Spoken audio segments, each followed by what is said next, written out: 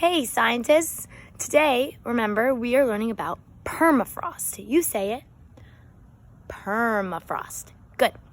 Remember, permafrost is the thick layer of ice that's underneath the active layer where animals live and people live on top of the ground in the tundra.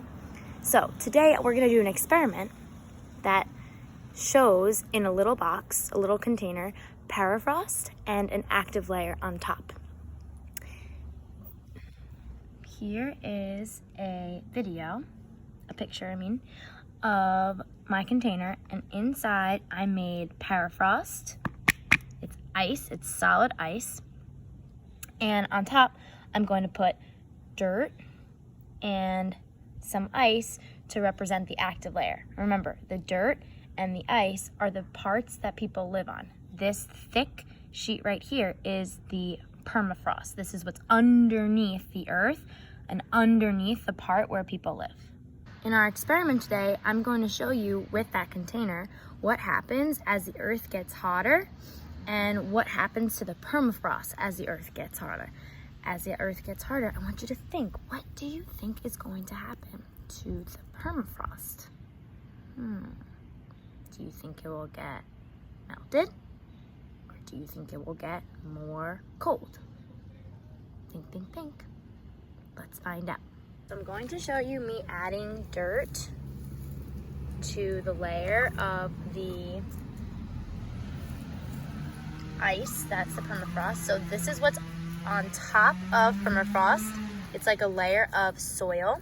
That's a fancy word for like dirt. And then in the Arctic, on top of the dirt is ice and snow. And that's when you look at pictures of the Arctic or the tundra and you see that it's all white with ice and snow, this part is what you're seeing. Because remember, the permafrost is what's underneath the part where people live. So if we look at our container closely, we see that there is the permafrost here, and then on top there's the soil, and then on top of that is the ice and snow that where people live in the active layer. So remember, the permafrost is supposed to be rock solid. It's not supposed to melt. It's what holds the active layer on top of it. It's kind of like glue. Permafrost is the glue that holds everything on top together. It makes sure that animals can walk on top. It just makes sure that the environment and the climate of the tundra stays the way it should be, because that's not how people live. People live on top of the permafrost. It's like the foundation. So think of your apartment building or your house. If the bottom of it starts to get a little wobbly or a little shaky, the whole part of your house is going to get a little wobbly or a little shaky. Things are going to start to change, and it's going to be harder for you to live on top in your house or your apartment if the bottom is a little shaky. That's kind of what happens as the permafrost gets hotter.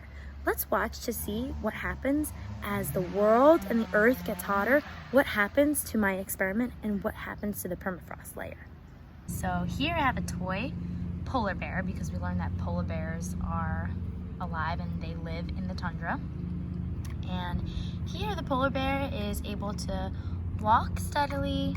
He is used to this environment because this is the home that he usually lives in. He lives in a sturdy environment. See, it's not too wobbly. He's able to move comfortably.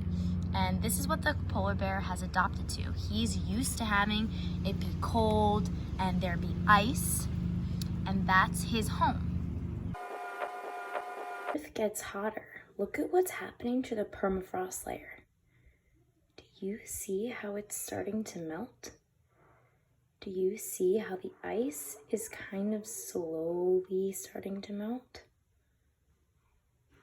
It's happening all around. Do you see that?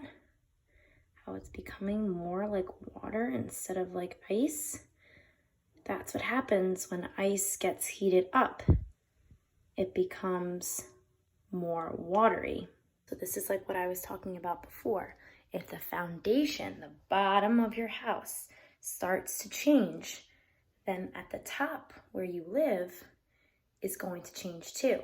It's really hard for animals and for plants and for people to think quick enough to adapt. That means change their behavior to go with the environment. So if your house is changing really quickly, it's going to be really hard for animals, humans, and plants to change quickly too, so they can survive. I said the permafrost was supposed to hold the active layer glued together. Now notice, as the permafrost gets hotter, do you see now that there's soil, there's dirt in the permafrost layer? It's not like glue anymore. It's not making the soil and the active layer stick together anymore. It's starting to get loose.